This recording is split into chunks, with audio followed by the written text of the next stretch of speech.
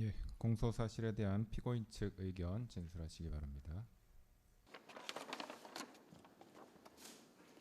네, 김계리 변호사입니다. 이 사건 공소사실에 대한 변호인 의견 진술하겠습니다. 먼저 공소사실 및 증거에 대한 의견을 개진하겠습니다. 피고인은 대한민국의 대통령으로서 헌정위기와 국정마비의 비상 상황에 대해 대통령의 국가긴급권인 비상계엄을 선포하였습니다. 이후 국회의 비상계엄 해제 의결에 따라 비상계엄을 해제하였습니다.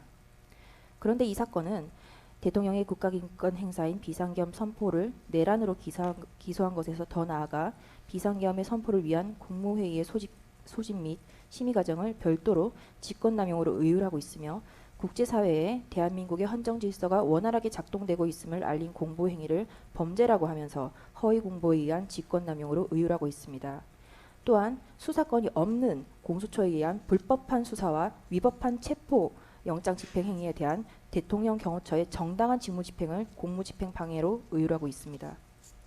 이 사건 공소 사실은 대통령의 정당한 권한 행사를 직권남용으로 대통령의 경호처의 적법한 경호행위를 공무집행 방해로 구성하고 있는 바 피고인은 이 사건 공소 사실을 전부 부인합니다. 증거에 대해서는 추후 별도 의견으로 말씀드리도록 하겠습니다. 이 사건 일부 공소 사실 국무위원 심의권을 침해하여 직권남용 권리행사 방해죄가 성립한다는 부분은 계엄의 과정에서 발생한 행위로 이미 내란 우두머리 사건에서 기소되어 있는 부분이므로 이중기소에 해당합니다. 대법원은 내란의 실행 과정에서 어떤 행위에 수반하여 발생한 행위는 내란 행위의 구성 요소를 이루는 것으로 흡수되어 별죄를 구성하지 아니한다라고 판시하였습니다. 이 사건 국무회의 심의권 침해 관련 공소 사실은 계엄을 선포하고 해제하는 과정에 있어서 필수 불가결한 국무회의에 관한 부분이므로 별죄를 구성하지 않음이 명백한 것입니다. 물론 피고인에 대한 내란 혐의에 대하여 무죄가 선고될 경우에 그 이후에 개별 실행 행위에 대해서 직권남용 혐의 등이 별도로 검토될 수는 있을 것이나 이는 내란 혐의에 대한 재판에서 예비적 공소 사실로 주장되어야 할 것이지 별도로 기소되는 것은 안 될 것이라 할 것입니다. 대법원은 이러한 이중기소의 경우 공소기각 판결을 하도록 규정한 형사소송법 제327조 제3호의 취지는 동일한 사건에 대하여 피고인으로 하여금 이중위험을 받지 아니하게 하고 법원이 두 개의 실체 판결을 하지 않도록 하게 하는 것이라고 하였습니다. 이 사건은 동일한 사건에 대하여 피고인으로 하여금 이중위험을 받도록 하고 있으므로 공소기각 판결을 하여야 할 것입니다. 이 사건 개별 공소 사실에 대한 의견을 개진하겠습니다. 먼저 국무위원 심의권 침해 관련 직권남용 권리행사 방해 공소 사실에 대하여 말씀드리겠습니다. 직권남용 권리행사 방해죄의 성립 요건에 관하여 대법원은 해당 공무원의 일반적 직무 권한에 속하는 사항에 관하여 직권을 행사하는 모습으로 실질적 구체적으로 위법 부당한 행위가 있어야 하고 이로 인하여 상대방으로 하여금 의무 없는 일을 하게 하거나 권리 행사가 방해되는 결과가 발생하여야 한다라고 판시하고 있습니다. 즉 범죄가 성립하기 위하여는 위법 부당한 행위가 있어야 하고 구체화된 권리의 현실적 방해가 일어나야 하는 것입니다. 특검은 헌법에 존재하지도 아니하는 국무위원의 심의권이라는 개념이 존재한다고 주장하면서 국무회의의 심의는 의결을 포함하는 절차라고 하고 있습니다. 심지어 국무위원에게 국무회의에 출석하여 심의에 참여하고 기명으로 반대 의견을 표명하여 이를 국무회의록에 남기고 의결에서 반대표를 행사하는 등의 방법으로 헌법을 수호하여야 할 권한과 책무가 있다라고 주장하고 있습니다. 우리 헌법상 국무회의의 법적 성격에 대하여 살펴보겠습니다. 국무회의는 우리 현행 헌법 조문상 명백히 대통령을 보좌하는 심의기관입니다. 우리 헌법 제88조 제1항은 국무회의를 심의기구로 규정하고 있습니다. 당연히 의결에 대한 규정은 헌법에 없습니다. 대통령은 국무회의 심의에 기속되지 않으며 사전적 통제 절차로서만 의미를 가지는 것입니다. 헌정사적 의미를 살펴보겠습니다. 1948년 제1공화국 건국헌법은 대통령제와 의원내각제를 요소를 혼합한 정부 형태를 취하였습니다. 그리고 제2공화국 헌법은 의원내각제 정부 형태를 취하였으므로 국무회의에 해당하는 국무원은 당연히 의결기관이었습니다. 그러나 대통령제를 채택하고 있는 현행 헌법상 국무회의의 법적 성격은 의결기관이 아니라 심의기관인 점은 명백한 것입니다. 정부조직법 제12조는 국무회의에 대해 규정하고 있으나 운영에 필요한 사항은 대통령령으로 정하도록 위임하고 있습니다. 대통령령인 국무회의 규정 제6조에서 효력이 아닌 의사 정족수와 의결 정족수를 정하고 있을 뿐입니다. 즉 헌법기관으로서 국무회의가 규정되어 있음에도 불구하고 헌법과 법률은 국무회의의 심의의 효력에 대해서 전혀 언급하고 있지 않습니다. 헌법이 아닌, 법률이 아닌 대통령령으로 국무회의 규정에서 정족수를 규정하고 있을 뿐입니다. 이와 같은 점을 고려해 본다면 국무위원들에게 심의권이라는 구체화된 권리는 인정되기 어려운 것이라고 할 것입니다. 국무회의의 법적 성격에 대하여 헌법재판소는 2003년 헌마 225 결정 이라크 전쟁 파견 동의안 의결 위헌 확인 사건에서 이라크 전쟁 파견 동의안에 대한 국무회의 의결이 헌법 소원의 대상이 되는지 여부에 대한 판단을 하면서 국무회의 성격에 관하여 대통령을 보좌하기 위하여 파병 정책을 심의 의결한 국무회의 의결은 국가기관의 내부적 의사결정 행위에 불과하다라고 하여 국무회의가 대통령을 보좌하기 위하여 존재하는 것임을 명확히 하였습니다. 이 사건 국무회의 심의권을 침해하였다는 직권남용 권리행사 방해죄는 피고인은 직권남용의 고의가 없고 직권남용의 행위가 부존재하며 국무위원회 심의권이라는 개념이 존재하지 않으므로 침해의 결과가 없어서 직권남용의 결과가 존재하지 않습니다. 구체적으로 살펴보겠습니다. 피고인에게는 국무위원들이 심의할 권리를 방해할 인식과 의사가 없었습니다. 즉 범행의 고의가 없었습니다. 특검은 피고인이 소집 연락을 한 국무위원이 올 때까지 기다리지 않아서 내지는 소집 연락을 하지 않아서 국무위원회 심의할 권리 행사를 방해했다고 주장을 합니다. 그러나 피고인이 별건으로 재판을 받고 있는 내란 우두머리 사건의 공소장 기재 사실은 오히려 피고인이 적극적으로 국무회의를 개최하고 회의에서 열띤 토론을 하였음을 적시하고 있습니다. 피고인에 대한 내란 우두머리 사건 공소장 제41쪽입니다. 그 목차를 보시면 피고인의 국무회의 소집 등이라는 제목으로 피고인은 2024년 12월 3일 10시라고 되어 있습니다만 20시로 보입니다. 20시 30분 무렵부터 21시 33분까지 사이에 직접 또는 김용현 대통령실 부속실을 통해 국무총리 한덕수를 비롯한 국무위원들 및 국무회의에 배석할 국가정보원장 조태용 등에게 대통령실로 출석할 것을 지시하였다. 그리고 국무회의 구성원 11명 소집 전 상황이라고 해서 국무회의 정족수가 성원이 되기 전까지 2024년 12월 3일 20시 20분경부터 22시 00분경까지 약 1시간 40분 동안 국무회의 정족수에 이르지 못하는 상황에서 국무총리 한덕수, 외교부 장관 조태열, 경제부총리 겸 기획재정부 장관 최상목 등이 자신의 의견을 적극적으로 개진하고 그럼에도 불구하고 피고인이 그에 대한 반박을 하는 과정을 적시하고 있습니다. 피고인은 종북 좌파들을 이 상태로 놔두면 나라가 거덜난다. 국무위원의 상황인식과 대통령의 상황인식은 다르다라고 하였고 외교부 장관 조태열에게 재외 공간을 통해 대외관계를 안정화시켜라 라는 내용의 문서를 건네주었다라고 기재하고 있습니다.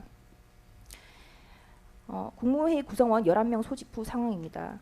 22시 17분경 송미령이 도착하여 국무회의 정족수 11명이 모이게 되자 22시 17분부터 22시 22분경 배석관 국무위원들에게 장관들의 입장에서 보는 상황인식과 책임감은 대통령으로서 보는 것과 다르다. 이것은 대통령이 내가 결단한 것이고 대통령이 책임지고 하는 것이다. 지금 계엄을 선포할 수밖에 없다. 국무회의 심의를 했고 발표해야 하니 나는 간다. 국무회의를 심의를 했고 발표해야 하니 나는 간다 라고 말을 했다고 기재하고 있습니다. 검찰이 하자 있는 국무회의라고 주장하는 이 공소장 기재에 의한다 하더라도 피고인은 20시 20분경부터 국무회의 정족수 11명이 소집될 때까지 계엄 선포를 미루고 국무위원들과 계엄 선포에 대해서 열띤 심의를 하였고 22시 17분경부터 11명의 정족수가 충족되자 22시 22분경까지 심의한 후에 22시 23분경 계엄을 선포하였음이 확인됩니다. 그렇다면 피고인의 국무회의에 대한 인식과 의사는 미처 도착하지 못한 국무위원들에 대한 배제 그리고 배제가 아닌 국무회의 정족수 11명의 성원을 기다린 것으로 국무회의의 적법 요건을 적극적으로 갖추고자 하였던 것임이 확인되어 이 사건 공소 사실의 피고인의 고의가 부존재함을 확인할 수 있습니다. 그리고 피고인에게는 직권남용 행위가 부존재합니다. 피고인은 당시 대통령실 인근에 있거나 위치가 확인되어 빨리 올 수 있는 국무위원을 부른 것일 뿐 특정 국무위원을 지정해서 배제하거나 국무위원들이 국무회의에 참석하지 못하도록 방해 행위를 한 사실이 없습니다. 전술을 한 바와 같이 피고인은 국무회의의 심의에 기속되지 않으므로 특정 국무위원을 배제할 이유가 전혀 없습니다. 또한 참석한 국무위원 전원이 비상계엄에 대해 반대를 하였으므로 유리한 의결을 위하여 특정 국무위원을 배제하였다는 논리 역시 성립될 수 없습니다. 전술하였듯 국무위원들에게 심의권이라는 개념이 존재하지 않으므로 침해받을 권리가 없어 직권남용의 결과가 존재하지 아니합니다. 즉, 이 사건에는 피고인의 고의도, 남용 행위도, 남용의 결과도 없는 것입니다. 그 과거 김영삼 대통령의 긴급재정경제명령 금융실명제의 경우를 살펴보겠습니다. 김영삼 대통령이 1993년 8월 12일 긴급재정경제명령을 발령하기 위한 국무회의를 소집할 때 국무위원들은 일과 후에 퇴근을 준비하던 중이었습니다. 사전에 안건에 대해 전혀 설명을 받지 못하였고 대통령 비서실의 소집 통보를 받았습니다. 국무위원들은 당시 협상이 진행되던 중이던 우루과이란도에 대한 중요한 의제가 있다는 말을 듣고 국무회의에 참석하였는데 김영삼 대통령은 국무위원들에게 금융실명제를 전격적으로 시행한다고 일방적으로 통보를 하였고 그대로 국무회의를 종료하고 생방송을 통해 긴급재정경제명령을 발령하였습니다. 국무위원들은 그 구체적인 내용을 대국민 긴급 담화를 통하여 들었습니다. 헌법재판소는 대통령의 긴급재정경제명령 발동에 대한 사법심사를 하면서 특별히 국무회의와 관련한 절차적 하자에 대해서는 전혀 문제 삼지 않았습니다. 즉, 국가긴급권의 발령이 검토되는 비상 상황에서 절차의 관여와 밀행성의 요청을 인정한 것이라 할 수 있습니다. 당시 한겨레 신문기사를 보겠습니다. 이 신문기사를 보면 6시에 긴급 국무회의 소집 통보가 있기 전까지 국무회의 소집 사실은 물론 내용조차 전혀 감지하지 못하였으며 7시에 긴급 임시 국무회의가 소집되었으며 7시 30분에 발표를 하고 8시를 기해 금융실명제가 전격 실시되었음을 기사로 확인할 수 있습니다.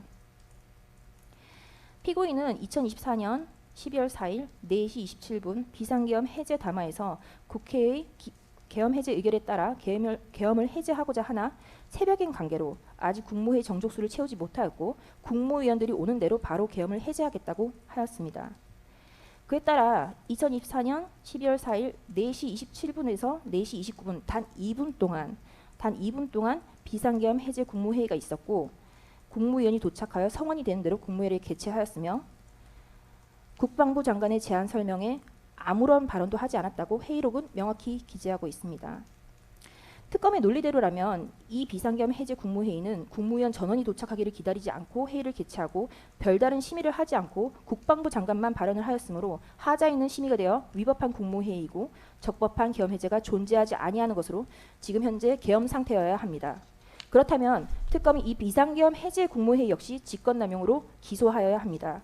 기소하지 아니하는 것 자체가 모순인 것입니다.